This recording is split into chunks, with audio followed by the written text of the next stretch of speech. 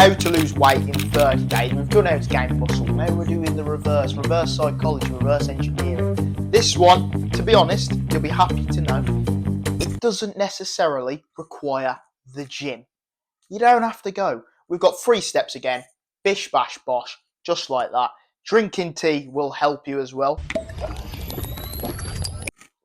because there's not many calories in that, I don't think. But there's some constraints that you're going to have to do. Step 1. We're going straight into it. Number 1.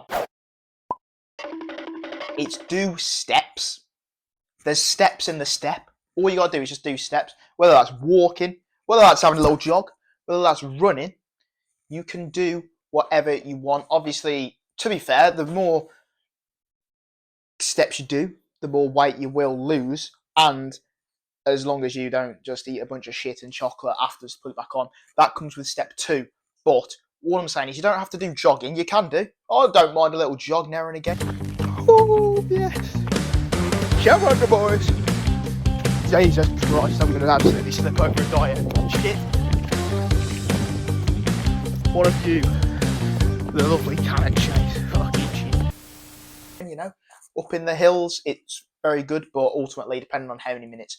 That's training for a whole different thing. We're just aiming to lose weight here. And steps, going for a nice little walk. If you've got any dogs, dog walk. Just going for a half an hour walk to an hour, something like that. Just whacking in some whatever you listen to, some Dave, whether that's maybe some Coldplay, anything, and just enjoy a nice little walk. If it's raining, obviously it's going to deter you,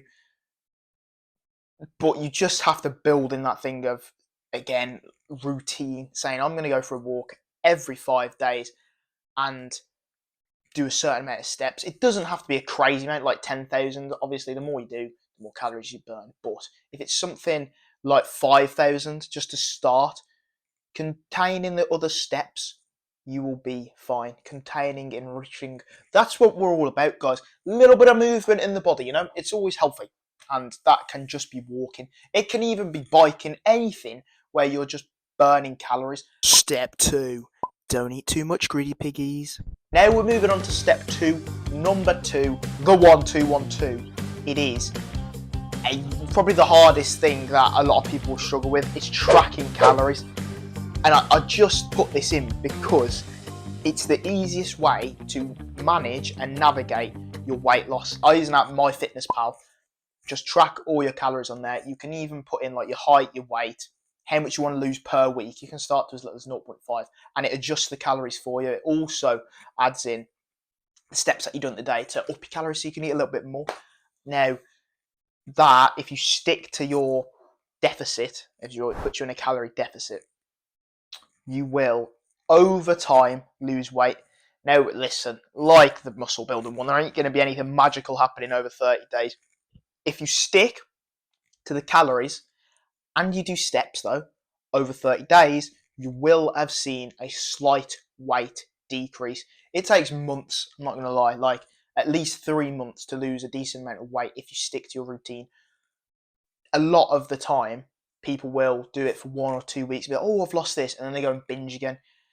You've just got to stick to the routine. You can even have a little bit of chocolate, anything. It's not like you have to restrict yourself to loads. Just stick to the amount of calories you can eat in a day, and you will, in turn, shred a bit of weight. Does you know what I'm saying? It's this basic biology. I'm not a scientist, I'm not a biologist, but if you're eating less than your maintenance is, so you know you're burning more as well and you're not actually eating the calories that you've burnt, sort of thing, it works in a way where over time you progress.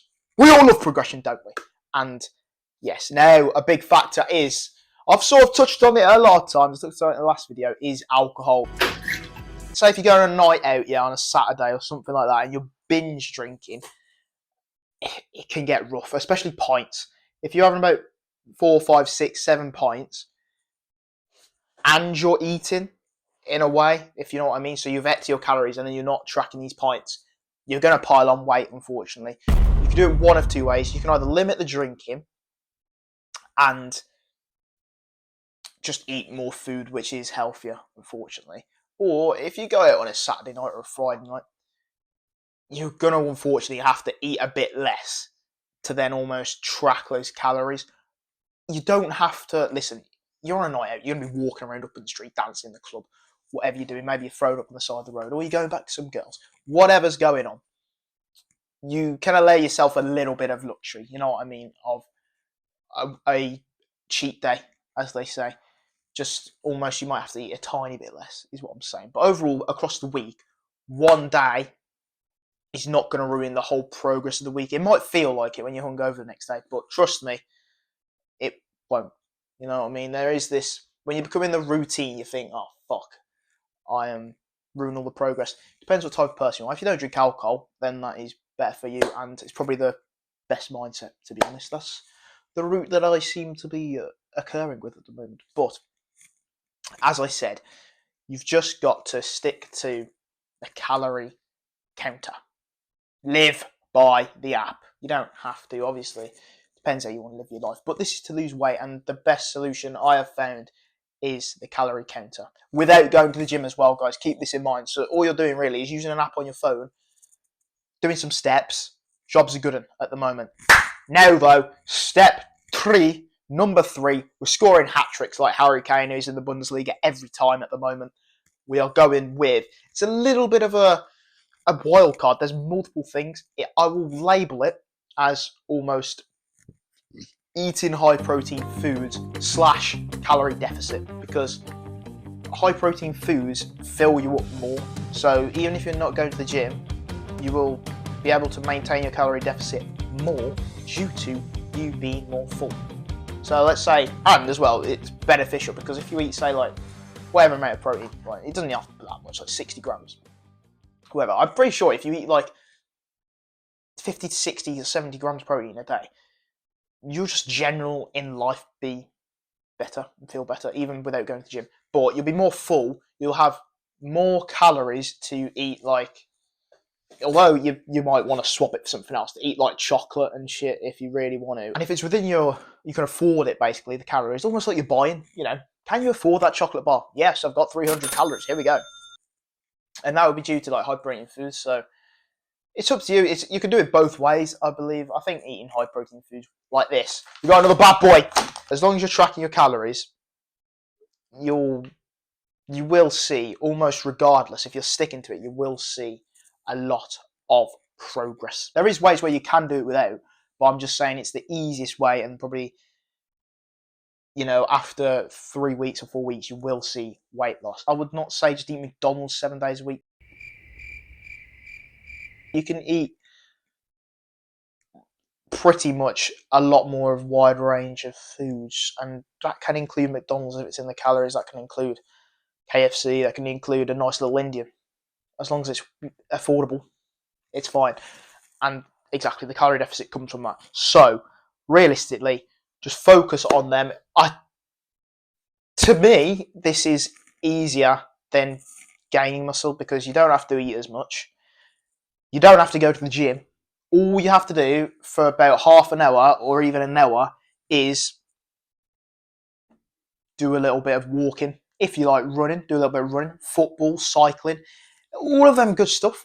Just do it. And if you can track it on a watch, something is better, but your phone does it anyway. If you've got a phone in the pocket, it's fine. Listen, guys. So that is the 3 steps. I would also say as well, it does still require all discipline, because when you go for a run or something, majority of people go, I'm starving now, and they'll eat like 5 cookies and then not track them. But regardless, the main thing is, if you've tracked them and you haven't gone over by like 300 calories, you're fine.